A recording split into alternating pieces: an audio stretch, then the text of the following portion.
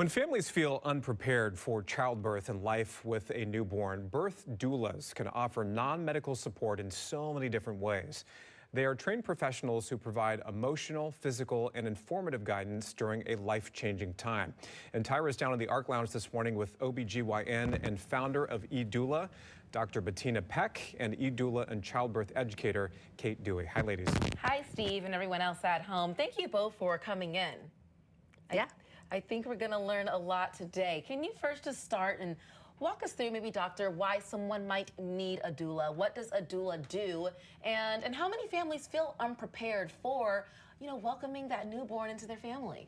Yeah, so I think everyone can benefit from a doula. So doulas are professional labor and childbirth coaches, and people hire them because they improve outcomes and they improve the experience of birth. And when we ask families how prepared they feel for birth, more than half of families tell us that they don't feel prepared for childbirth. And that's really not a big surprise because childbirth is a big deal. It's like a big challenge, a physical and mental thing that you're going to take on and get through. A good analogy is running a marathon. So let's say you've decided and you signed up for a marathon. Maybe this is a long time goal that you've had. Maybe this is something that you just signed up for a whim and you think like, well, how hard can it be? Lots of people do it, right? And then you get into the training and you realize like, wait, maybe it would be easier and better. Maybe I would increase my odds of finishing.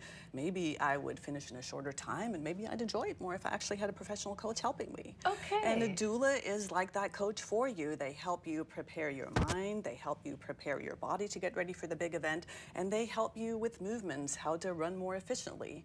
They help prepare your other support team to place them at strategic spots during the race, and then during the race, they're actually there with you. They're running with you. So if at mile 20 you're kind of feeling under the weather and like, yeah, you might want to tap out, they're there really to cheer you on, give you a brief back rub, and help you across the finish line. Cheerleader. I like a cheerleader. That. There's so many benefits. Now let's talk about after. What type of outcomes do you see when families use doulas?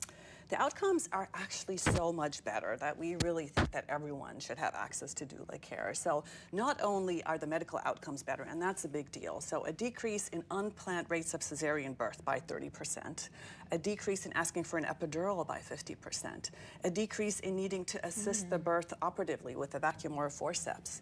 We also see shorter labors by more than an hour, and we see improved outcomes for the newborns. We see less prematurity, less admission to the NICU, and babies that are more vigorous at birth, which translates into better APGAR scores.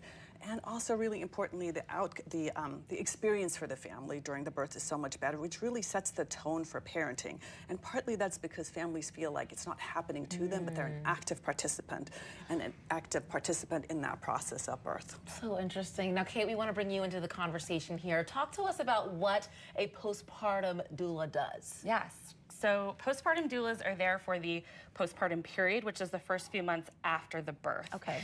And they do a lot of emotional and informational support regarding that transition into parenthood. So infant feeding, looking for mood disorders, helping with general infant care. A lot of people don't know how to give their baby their first bath. They kind of see it on TV, but don't know how to actually do it in their own home. And just helping you find that elusive thing known as sleep is really vital, especially for those who do overnight doula work, where they come and stay with the family in the middle of the night to help care for the baby.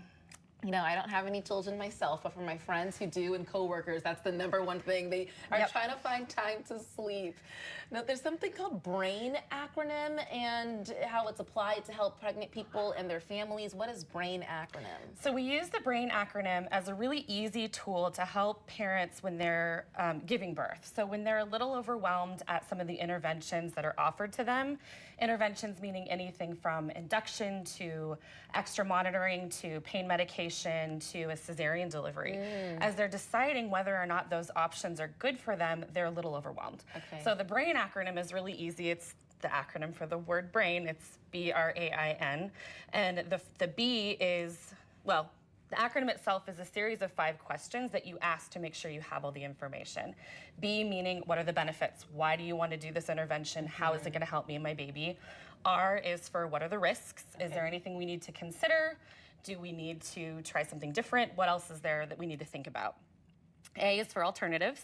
Is there anything else we can try? And in the app that we have created, there are lots of alternatives that parents can look at in the moment to see what they could try to figure out what else they could do to help solve this issue. And the I is kind of my favorite. It stands for intuition. And this is where parents stop and think about everything that they've been presented and decide for themselves whether or not this decision feels right. And the N is for nothing. What if we do nothing? What if we don't do this? What if we don't do the alternatives?